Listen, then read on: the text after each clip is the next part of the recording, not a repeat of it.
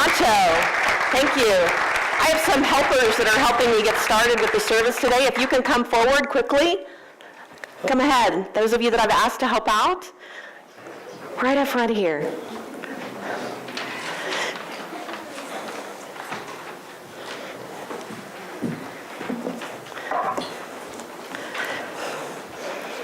Who's first? Me.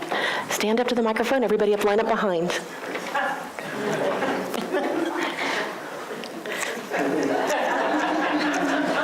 Go ahead. I don't have a college degree, so there's only so far I can go.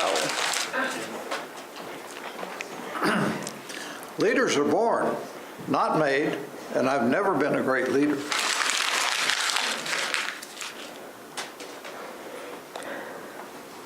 I have health issues, so I can't try anything new. Just not very good at keeping promises.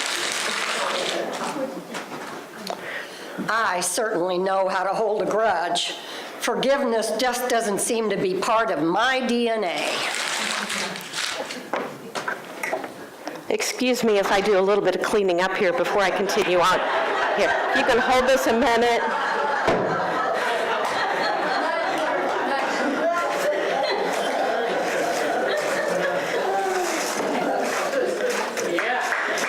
Okay.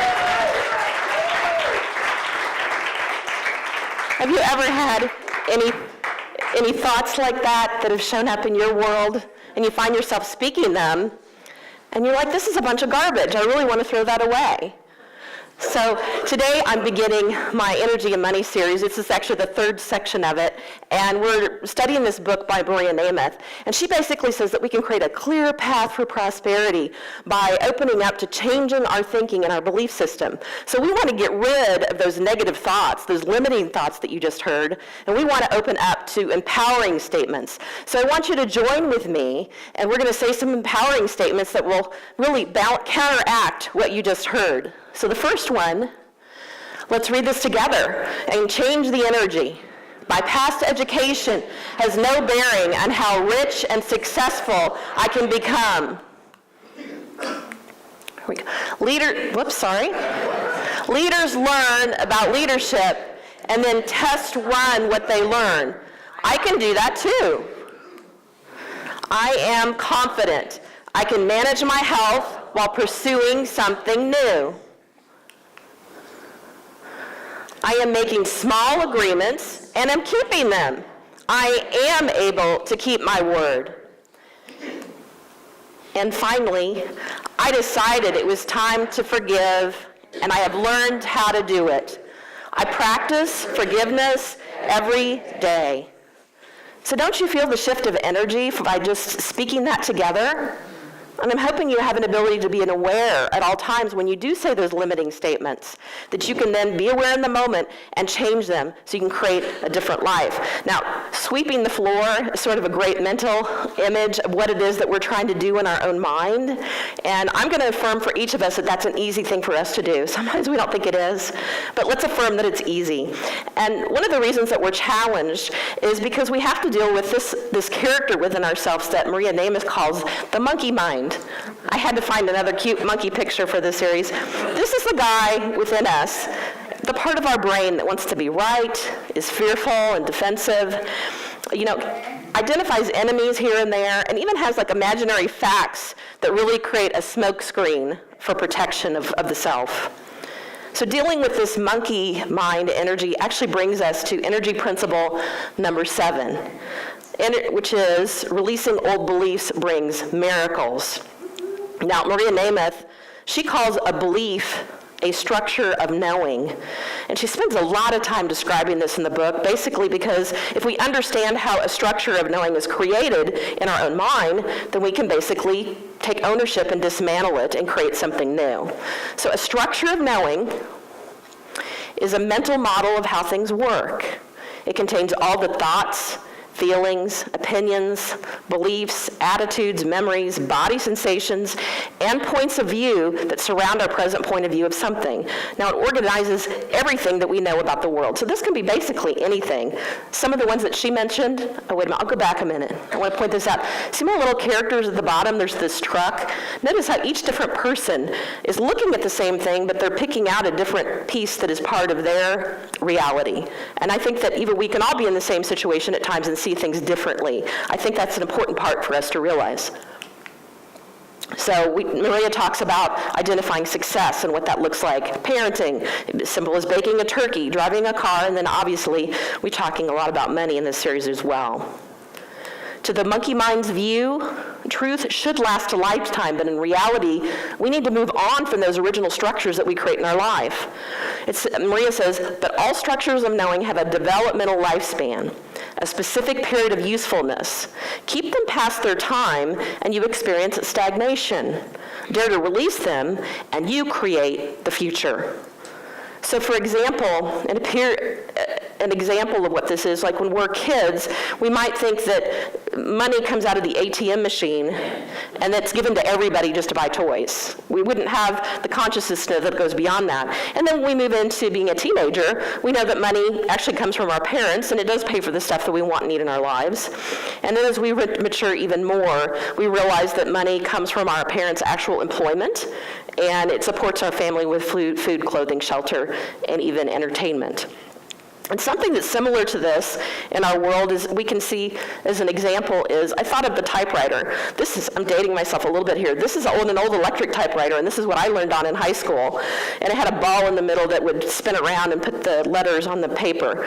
But some of you may have actually learned to type with the old, there were some of these in my classroom too. Very hard to punch the keys, and there was a striker that would come up and hit the paper with the ink.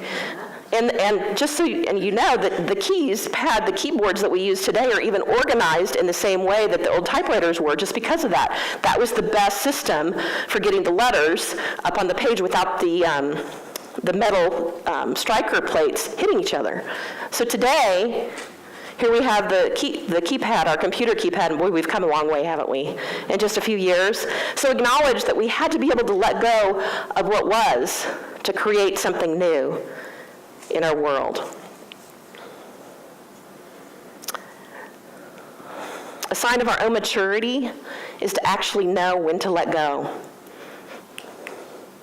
So there's a famous Buddhist story of a man that's on a raft, and he's actually on a journey, and he comes up to a river, and fortunately there's a raft that is there right in the perfect place for him. It's just the right size for him and his belongings, and he gets on the raft and moves across to the other side of the river, and as he gets off the raft, he's just so incredibly grateful that he decides, well, I'm on this long journey, maybe I'll need this raft later on. So he actually decides to figure out a way to hoist it and carry it with him on his journey. But you know what? He's going up into the mountains. What do you think happens when he gets to the mountains? That raft that was so helpful in crossing the river actually became a burden because the purpose of it had already been used. It was gone. So Stephen Mitchell says, all truths should be used to cross over. They should not be held onto once you arrive. In The Energy of Money, Maria provides a list of symptoms that each of us can look for, signs that it's actually time for us to let go in our own life. So you might listen in as I go through these. There's about 6 or 7 of them. And see if any of these are ones that are quite common for you or not. And then so you can focus your attention on where it is that you need to let go. So it's time to let go when your reluctance and fear block the desire to follow your heart's or your hero's path. An example of this would be there are people that have financial money issues and they don't like to balance their accounts or something like that. So that would prevent them from moving forward, or even prevent them from moving into a new business if that's something that they wanted to do. They'd be too scared by that, so they wouldn't be able to step forward. Maybe time to let go when you use the structure of knowing as an excuse for not keeping your promises. And I'll talk a little bit more about promises in a while, but for right now, an example of this, perhaps I'm a runner and I had volunteered to be in a 10K run fundraiser and I committed to do this, but for some reason as the race approaches, the run approaches, I say I don't have the time right now, I really don't like to ask people for money, and I come up with excuses for why I'm not going to follow through on my promise. You can feel the negative energy in that, not only for the other people you'd made the promise to, but also to yourself. When it's time to let go, when you use a structure of knowing to keep old grievances alive.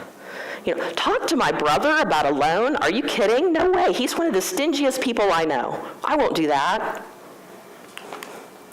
It's time to let go when circumstances have become predictable in a stifling way. I put a little picture of a Christmas Grinch up here. But notice if you're saying to yourself, I'm always broke after Christmas, well, maybe there's something that you can do to change that pattern. My husband and I actually experienced this years ago. We noticed that when we went on family vacations, we would pay for like half of the vacation, and then when we got back, we'd still be paying on it. And the energy wasn't as clear. So we decided that when we went on vacation, we were going to pay for the whole vacation ahead of time. And that way, when we were out, we would just be joyous and have so much fun. So the energy is so much cleaner and better. It's time to let go when there's no joy or satisfaction in everyday events. Now, this person hired a personal trainer, and maybe they're saying, gosh, I'm going to do this, but I really don't think it'll make any difference. And, they're not feeling the joy in creating the new goal that they had wanted. And then also, it's time to let go when the future looks just more like the past. If you're saying to yourself, I don't have the time or money, to go on that Hawaiian vacation that I so want to go on and I've dreamed of my whole life, or I don't have the time or money to go back to school, which is something that I really want to do. Or, I've kind of wanted to bring a new little critter into my household, and it's just not something that seems like it's right. Time or money and something is preventing it from happening. So Maria says, owning this type of thinking is like dismantling the mask that each of us hide behind. So this is actually part of the human condition, folks. I want you to realize this and not beat yourself up about it. I just want you to be aware. So as we dismantle, our hero will likely arrive to a place of paradox or confusion, which is pretty stunning. We get all excited about these new goals that we have and where we want to go. And then what happens? The first thing that happens is we start facing some roadblocks. And the Buddhists actually recognize this force by, in their temples, they have 2 stone dogs that sit outside many of their temples, and these dogs represent paradox and confusion. So the heroes develop the capacity to sit with paradox and confusion as they occur. They do not jump to premature conclusions.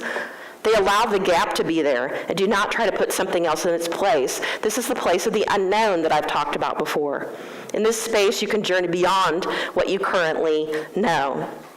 Now, Maria says that one paradox in this work seems to be that if you try to make doubts and worries go away, it's quite possible that they will stick around longer than when you had intended if you try to force it. That's what she's saying here. So what we're looking for is the big shift that we want to create in our life. If you simply allow your fears and worries to remain, observing them, telling the truth about them, yet letting them be, your relationship with these products of the mind will shift, and I'll add on to that, as long as you are willing and aware. Okay, so we try not to spend too much time in this in Unity teachings, but we want to be aware, and then we want to move on. And we don't want to create a resistance. The resistance will stop the flow of energy. This will also wake you up to something new. So when you experience a shift like that, it really does feel like a miracle. Have you ever had one of those light bulb moments? And one of those moments where the outside circumstances of your world did not change, but something within you changed in your mind and your perception of what was going on.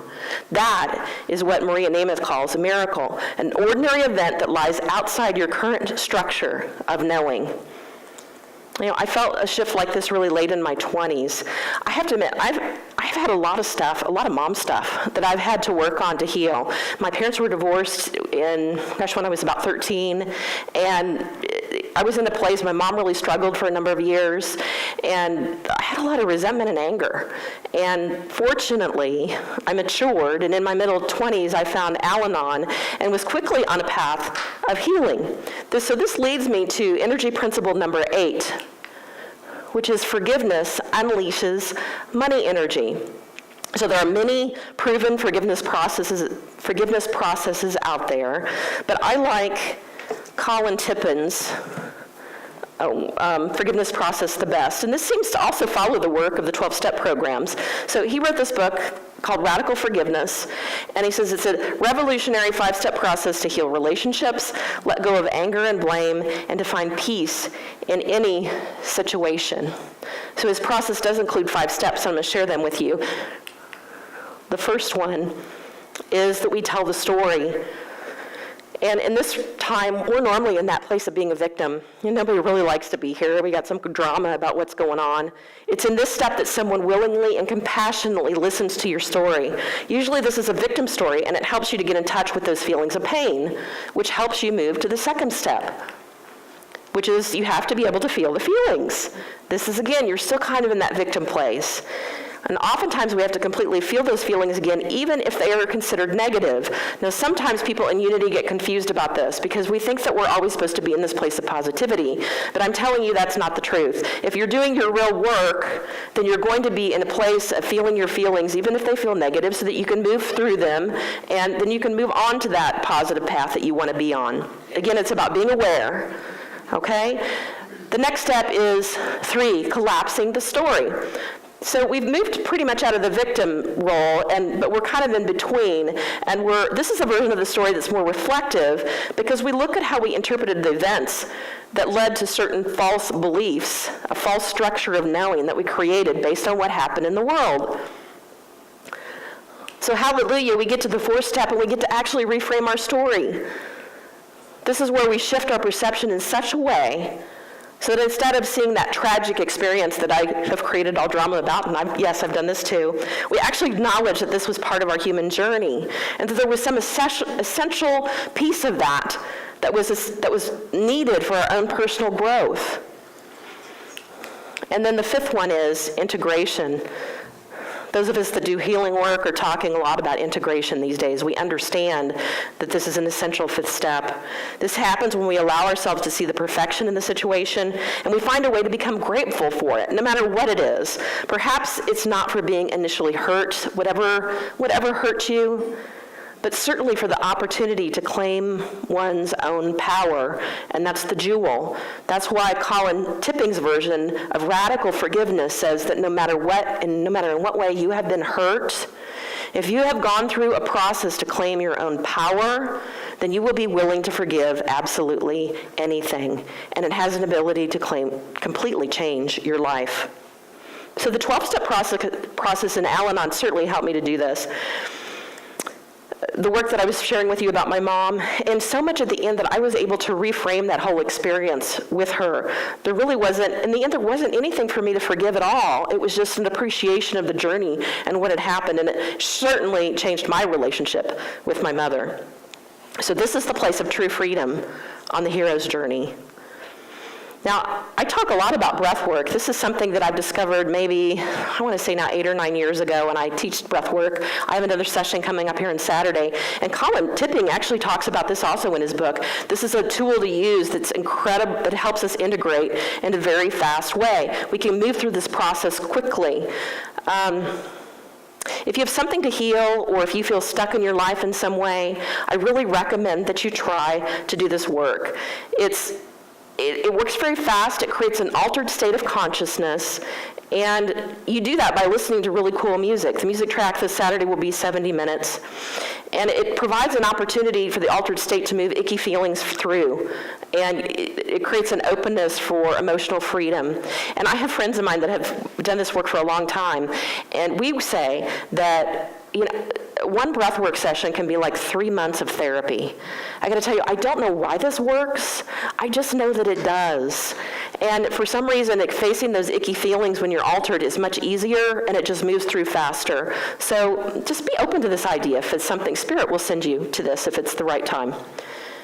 Before moving on from the storytelling, I also want to mention this term called woundology, which is a term that I learned from Carolyn Mace, who's one of my teachers. She writes a lot of books. This is when people tell their story, their victim story, over and over and over again. And sometimes when you see these people coming, don't you just want to go run and hide? Okay, so here's how we're gonna handle this. The truth is, some people would rather be the victim than to actually do the work to heal. So I have to even admit it, in my own journey, it took a while for me to move off my mom's story. Okay, so I have a lot of compassion for people that are in this space. There's no judgment. It's just, let's acknowledge what's really going on. We have to be willing to heal. I love what I just recently learned about the Navajo Indians. They had a way to deal with this. They would compassionately listen to folks tell their stories 3 times. but after 3 times they were done listening. The storyteller was then forced to move on because no one would listen to it. They couldn't get any attention out of it. Keep this in mind if you have a friend that wants to stay stuck. I even know, I have friends of people in groups and circles that have said, friends that are really supporting each other and doing their work. And they give people a 5-minute period of time. Okay, you can be in the victim mode for 5 minutes here, but how can I support you in moving on from that? So you might consider that in creating that relationship with some of your friends. Now, Emily Cady certainly knew that forgiveness unleashes money energy. In fact, I want to read what she says.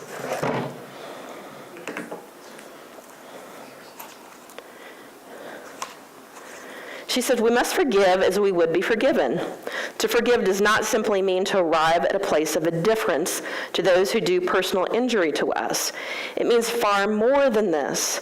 To forgive is to to give some actual, definite good in return for the evil given. One may say, I have no one to forgive. I have not a personal enemy in the world. And yet if under any circumstance and any kind of served him right thought comes up within you over anything that any of God's children may do or suffer, you have not yet learned how to forgive. The very pain that you suffer, the very failure to demonstrate over some matter that touches your own life deeply, may rest upon the spirit of unforgiveness that you harbor toward the world in general. She says, put it away with resolution. I would really love it if everyone in social media today would read Emily Cady. Don't you? How would the world change if people understood this energy and what is going on? So let's move to energy principle number 9. I touched on this earlier. Making and keeping promises moves you along your path. So be aware that there's a lot of potential blocked energy in this statement. If we don't stay true to our word, then there's an energy that gets created that's not moving us forward. I had a story to share about my husband when we really got married, and just so you know, I don't ever tell family stories unless I connect with my husband and say, is it okay if I share this? So he says, yeah, you have permission to share this, it's okay. So when we got married, he had some school loans still. He was an engineer. He went to school at North Dakota State University, and he had about $20,000 of student loans when we got married, which isn't a lot these days, believe it or not. And so I noticed he's very much a engineering mind and a computer thinker and a financial person, but I noticed that he was not paying the student loans back in a timely manner, which was the only area that he was doing that.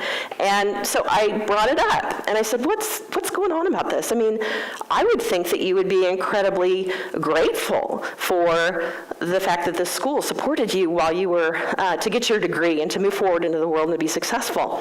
He was actually experiencing a lot of resentment and having to pay back the school loans, and so that's what was going on. So he had to do his own work to let go of the resentment and be in a space of joyfully paying what had helped him to move along in life. It was incredibly freeing for him, and it was also freeing for me in being in a relationship with him to acknowledge as partners that we have to work together. Our finances are blended together, and so we're a team. Now, Maria says that if you make a promise, you immediately set up an energy imbalance. It is the follow-through to someone else and to yourself that clears that energy field. So here we go with payments due. The bridge between you and financial miracles are the promises you keep.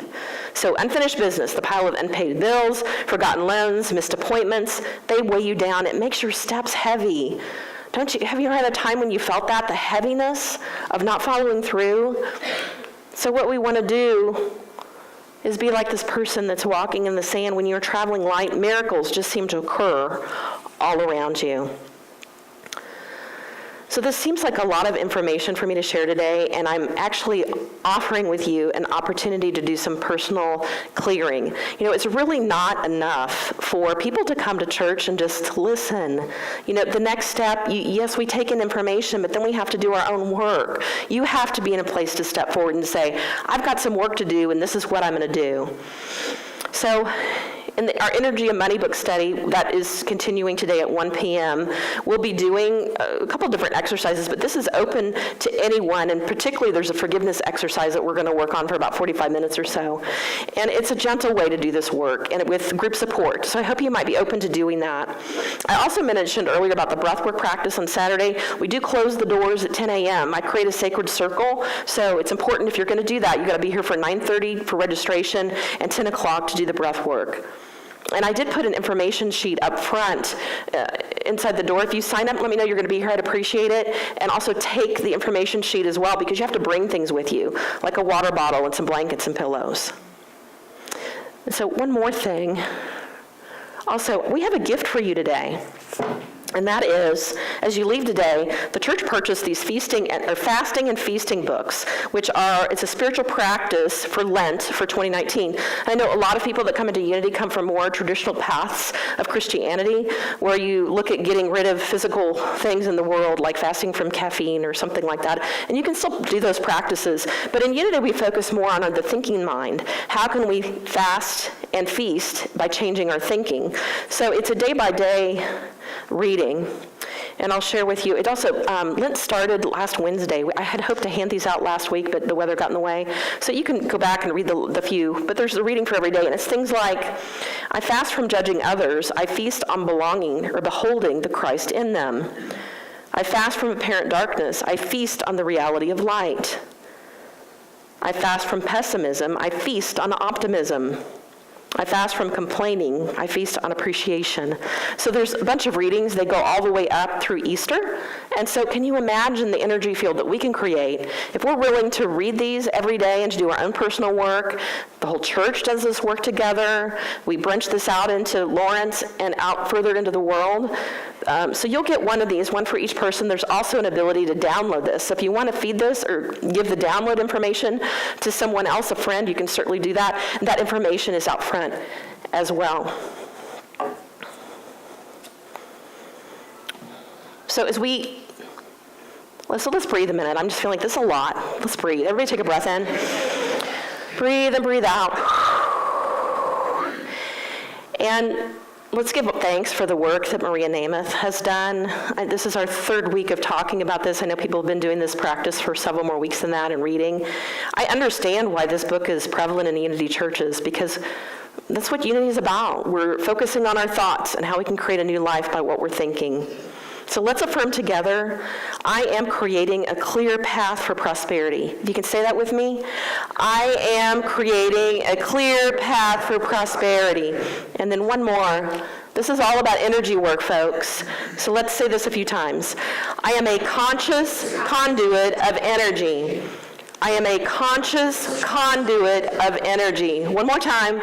I am a conscious conduit of energy. Thank you all. Amen.